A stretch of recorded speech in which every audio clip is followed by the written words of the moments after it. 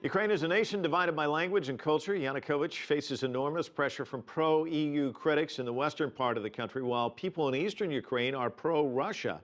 Joining us to talk more about all of this is Ivan Eland. He's a senior fellow at the Center for Peace and Liberty. It's part of the Independent Institute. And Ivan, can there be a resolution? I mean, you've got all these forces at work here. Well, when we deal with, this is ostensibly an economic issue, but it's really a strategic and political issue. And the problem with those are, there's a lot of times there's zero-sum games. Economics can usually be worked out for mutually beneficial. In the short term, Ukraine is really strapped to get some money, and that's what Russia's providing. In the long term, they would be better off in going with the West because it would open up this huge European market to their goods. And if the U.S. gets a free trade agreement with Europe, it might open the U.S. market. In fact, they might not even have to wait for that because Ukraine is regarded so strategic in the West that the U.S. might give Ukraine trade preferences anyway. So the short-term Russia, long-term West. Let me ask you about this. They say there's no such thing as free money. There's always strings attached. So what kind of strings are we looking at? They say that Putin didn't push the issue, but obviously you give a little something, they expect a little something in return, I would suspect. Right, and I think they probably discussed that, but I think Putin is sometimes heavy-handed in his foreign policy, but in this case, he played it very subtly. Yes, we're giving them the money, we're discounting the natural gas, and hey, we didn't even discuss any of that because he knows that there could be probably riots in the streets in Kiev if they do that. Is there a way for Yanukovych to thread the needle? Is there a way to where you can actually do it where you end up getting the benefits of both sides, or do you really have to make a choice one way or the other? Well, like I said, if it was an economic issue, it was just trade, maybe you could do that. But this is really, at heart, a strategic issue.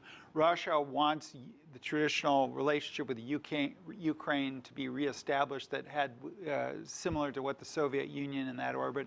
And the West wants to drag Ukraine away from there because it's regarded as strategic, agricultural, and industrial. It's a very important country, and that's why it's the center of the controversy. And as you mentioned, struggling, it gets this little cash infusion. Now it may be indebted to Russia in a way. I mean, how do you see this thing going long term? Because as you mentioned, the long term answer might be the EU, it might be more beneficial for Ukraine, but are they kind of in a rock and a hard spot sort of position? Well, I think there's going to be pressure to join this union with Russia, and we'll see if they can withstand that. I mean, Yanukovych can point and say, listen, it's not going to work at home if I do this because half the country doesn't want it and the other half does, and that's about where we're at.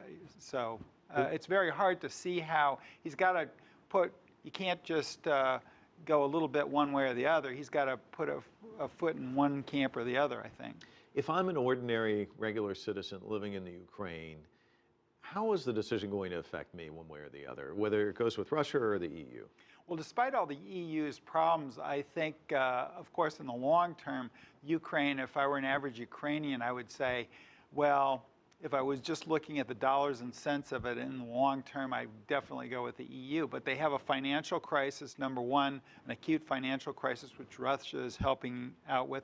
And then the eastern half of the country has a more of a cultural affinity to Russia, whereas the western part has an affinity to Europe. So, you know, the average Ukrainian, depending on where they live, might think something totally different than if they lived in the other part of the country. We live here in Washington, where if it's common sense, a lot of times that doesn't happen. So how do you think what do you think the resolution is going to be in the final analysis? Well, Yanukovych is pro-Russian rather than pro-West, and he did agree to sign this in the negotiations with the EU, this agreement with the EU. But I think he's significantly backed away from that, and he's taking pressure. And he would like to get reelected. So I don't know. There may be some way he can finesse this, but it's a very difficult road for him here because, like I say, it's a strategic issue, and he's got to be in one camp or the other. Ivan Eland, always a pleasure talking to you. Thanks so much for coming in.